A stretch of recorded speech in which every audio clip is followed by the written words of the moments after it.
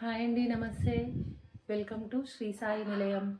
ఈరోజు నేను చేయబోయే రెసిపీ వంకాయ ఫ్రై. ఎలాగో చూసేద్దాం. వంకాయలన్నీ ఇట్లా చిన్న ముక్కలుగా కట్ చేసేసుకోవాలి. తర్వాత పొయ్యి మీద కడాయి పెట్టుకొని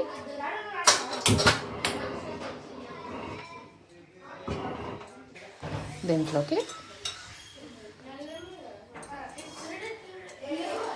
ఒక 5-6 స్పూన్స్ ఆయిల్ వేసుకోవాలి. ఆయిల్ కొంచెం వేడయ్యాక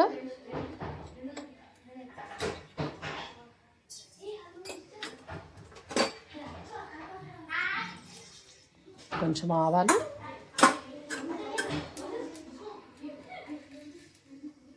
జీలకర్ర,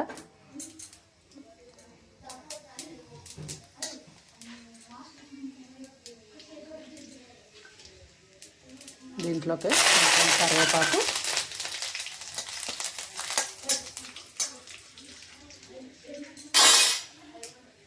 ఇవన్నీ గోలిన తర్వాత దీంట్లోకి మనం కట్ చేసుకున్న వంకాయ ముక్కల్ని వేసుకోవాలి.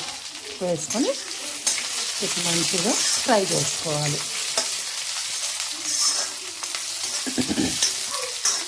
వంకాయలు ఇలా కొంచెం వేయాక కొంచెం సాల్ట్ వేసుకోవాలి. అలానే కొంచెం పసుపు వేసి కలుపుకోవాలి. వంకాయలు మంచి గోల్ని. ఇప్పుడు దీంట్లోకి మామూలుగా కొంచెం శనగపిండి చల్లేసి గోలించుకుంటే సరిపోతుంది. మా పిల్లలకి మాకు కొంచెం శనగపిండి ఎక్కువ కావాలని నేను కొంచెం ఎక్కువ వేస్తున్నాను. మామూలుగా అయితే కొంచెం శనగపిండి వేసి ఫ్రై చేసుకొని కారం వేసుకొని చేసుకోవాలి. దీంట్లోకి ఇప్పుడు కారం 1.5 స్పూన్,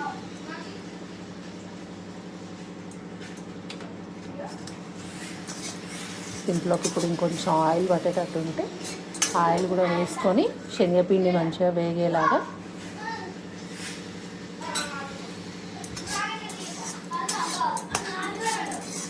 ఇలా కలుపుకుంటూ శనగపిండి అంతా వేయించుకునేటట్టు, పచ్చివాసన అంతా వెళ్ళిపోయేటట్టు వేయించుకోవాలి.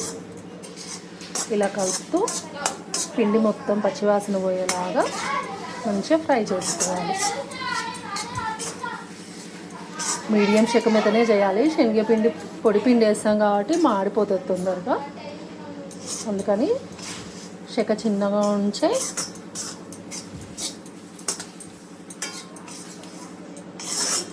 మంచి స్మెల్ వస్తుంది. శనగపిండి వేగిన తర్వాత ఆ స్మెల్ వచ్చేంత వరకు మంచిగా వేపుకోవాలి. ఇలా స్పూన్తో అంటుంటే ఏమన్నా ఉండలు ఉంటే వెళ్ళిపోతాయి. మంచిగా పొడి పొడిగా అయిపోతుంది. ఇప్పుడు మొత్తం వేగిపోయిందండి. మంచి స్మెల్ వస్తుంది. మంచిగా పొడి పొడి అయిపోయింది. ఇప్పుడు దీంట్లోకి లాస్ట్ కొబ్బరి పొడి వేసేసి కలుపుకోవాలి.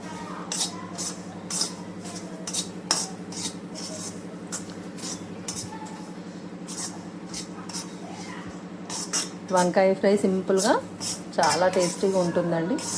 మీరు కూడా ట్రై చేసి చూడండి. అయిపోయింది ఇంతే. కొబ్బరి పొడి వేసి ఆఫ్ చేసేసుకొని అయిపోయిందండి వంకాయ ఫ్రై.